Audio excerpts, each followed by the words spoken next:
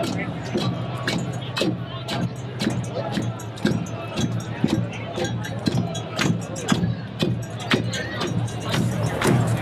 I'm at the No Rally, No Enbridge Pipeline Ever rally, and I'm speaking with a young lady who appears to be all covered up in oil here.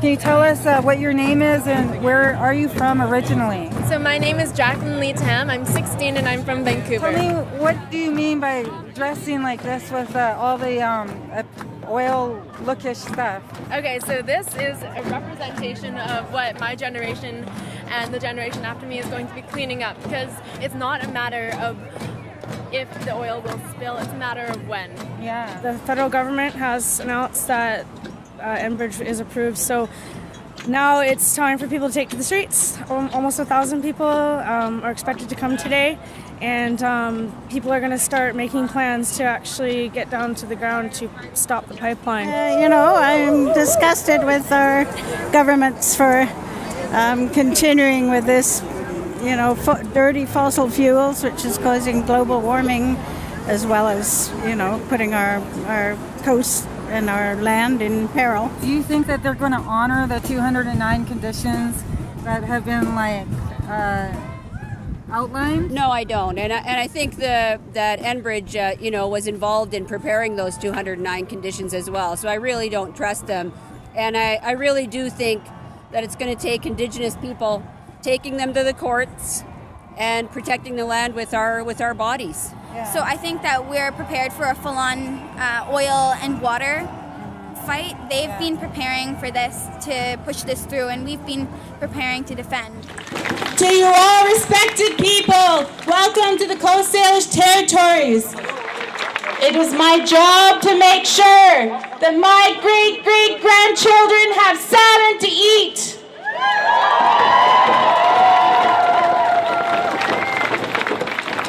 It is my job to make sure they have fresh water to drink.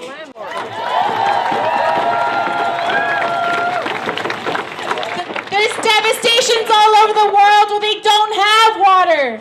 They don't have salmon. But we still have it here in our lands. And we have to get up and speak the truth and tell them, you cannot clean an oil spill in Kitimat.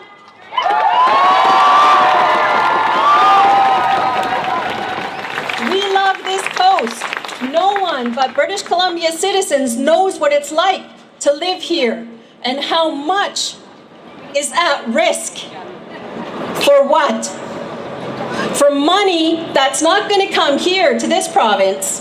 And in fact, when there is a spill, we will be on the hook for the cleanup.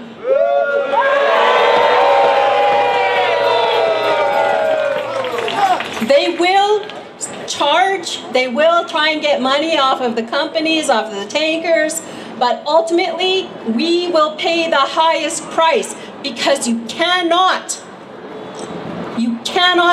clean up diluted bitumen. We all know that. We all drink water. We all breathe air. We are all connected to this land, whether we deny it or not. And of course, that's such an obvious thing, and I keep thinking, oh, we shouldn't mention this. But the thing is, it's such an obvious thing, but why doesn't our government understand that? Just because he approved that pipeline does not mean it will be built. As you probably heard, the Harbour government has made it official.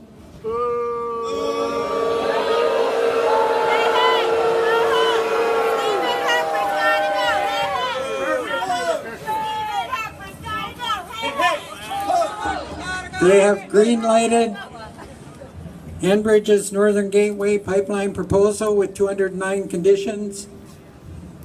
So it's official. The war is on.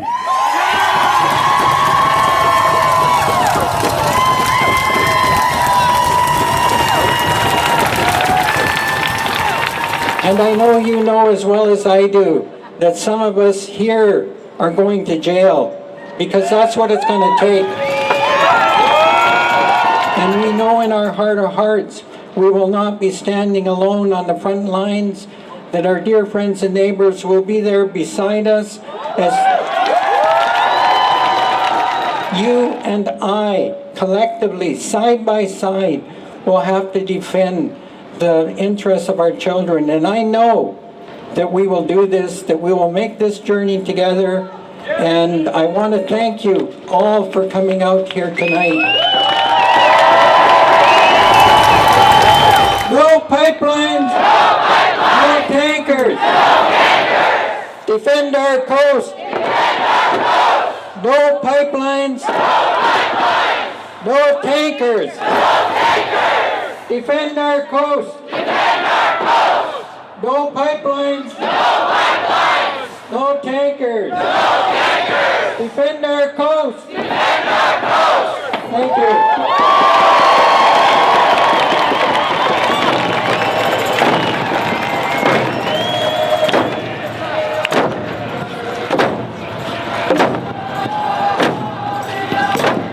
The tar sands pipeline expansion projects would cause us to be using 35 million gallons of fresh water a day. That's 3 times more than the entire city of Toronto uses every day. And we're headed into a world water shortage, a world water crisis.